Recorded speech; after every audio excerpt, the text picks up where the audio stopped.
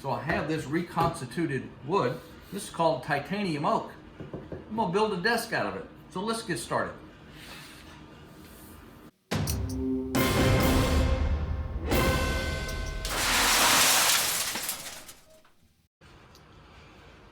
So these are the two boards I'm going to resaw to be able to get them thin enough to be able to make my desktop. So I have drawn a line down the middle where I'm going to cut this. It's 2-inch piece, cut it up in half. Same thing for that one. So first thing I've done is drawn a line down the middle and got my traveler jig ready to be able to put this on my bandsaw. To ready my bandsaw, I have my vertical high fence up here, and I have my shop light up here, LED, so I can see real good. And I will bring this in this way and start sawing.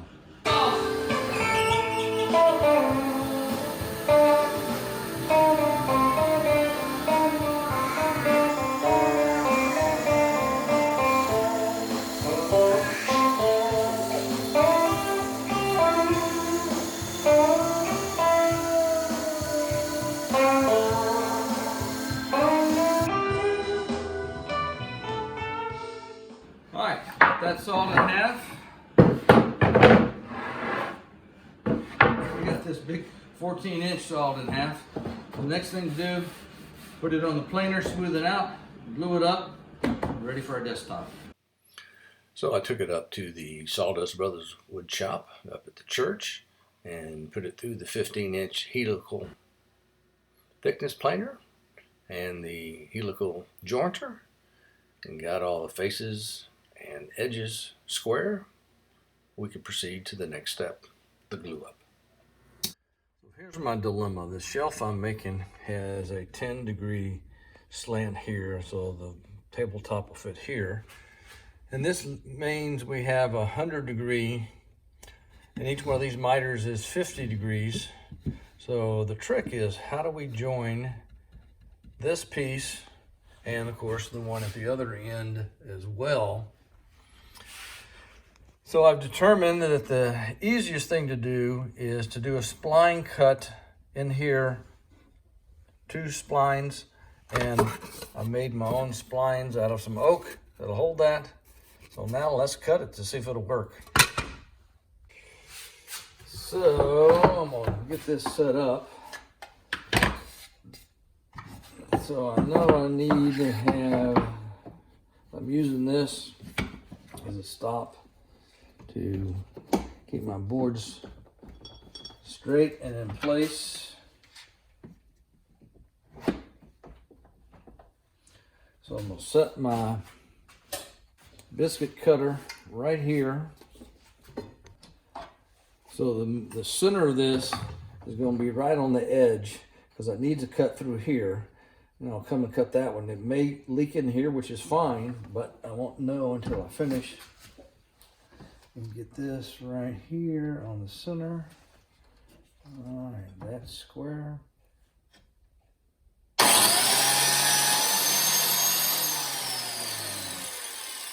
That looks good.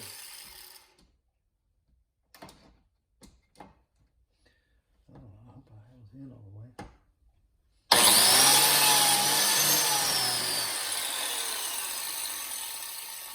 Now we turn these around, cut the other sides.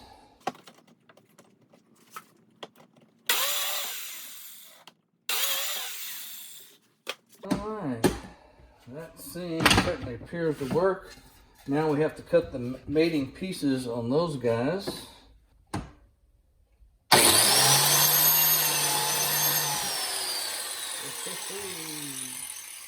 Okay, so now after I have these cut, this will fold like that, and these guys will fit just like there.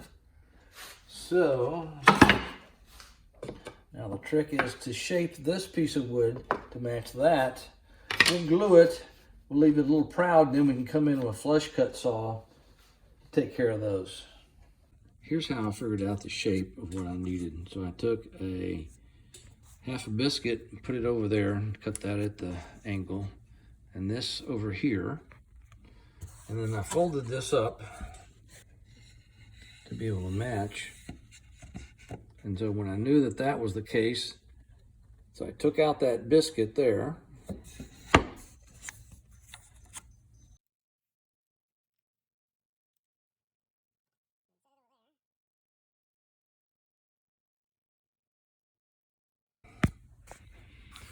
And then I drew it onto my pattern, and I went and cut out this shape with my bandsaw. And so that's the shape of the biscuit that we need to go in here. See there, it's holding it as is.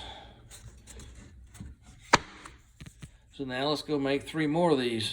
So here's the table shelf with our homemade biscuits in there.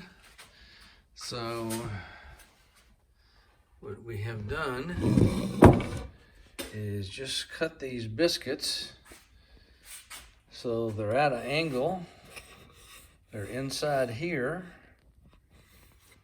And after we have that glued up, we'll come up with a flush cut saw and cut that out and leave that hidden part in there. Yahoo, Mountain Dew. Back on the desktop, I used a 3/8 inch bit to put a round over on all the edges to prepare for the mounting of the shelf. Okay, take it out of the clamps. Let's see how this looks. This is going to be the shelf on top of. Hey, that looks pretty good. I like it.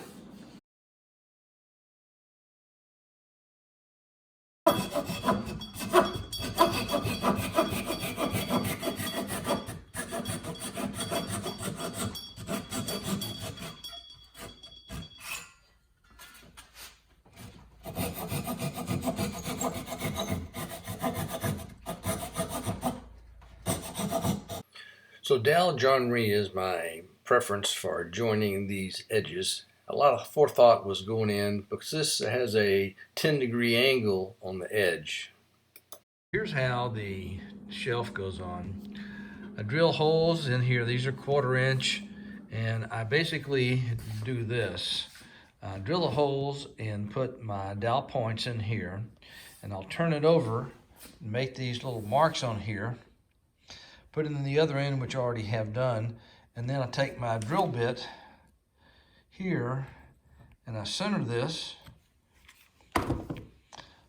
off of my jig to make sure it's vertical, and then I drill the holes. So let's do one now. So that's the hole that I'm going to drill, and I'm going to put my brad point bit through here, and I center that off of that. I hold this flush, take out the drill, I get my clamp. I'm going to clamp this guy right solidly on top of that, so it doesn't move while I drill it. Then I hold that guy down. And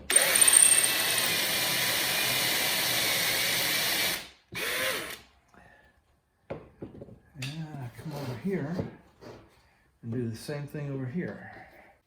So here's the process of how you get these all lined up. I drill the 2 outer holes. I put my pins in there. I line it up, put the dowel points in. I tap it down to get the brad point bits centered. I use my dowel jig to center that. Take those out. Sand off the edge of the dowels and put them in the holes. Try it for dry fit.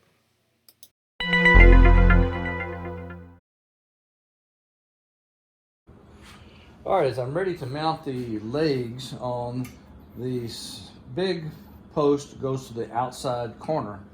So to get a consistent distance, I put a piece of tape on each of the corners to where I'll line this edge up. That way all of them are consistent in the alignment.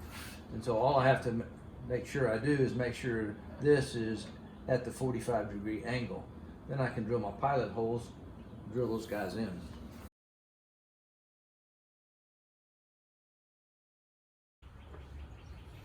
All right, let's try out the table.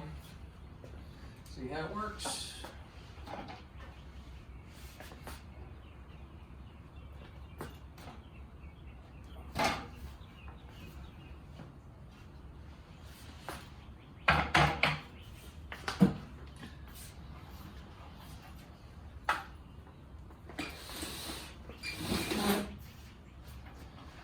One desk for a teenager. There we go.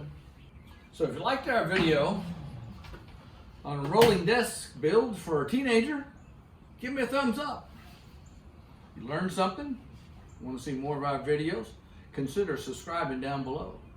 And as usual, come back and see me real soon.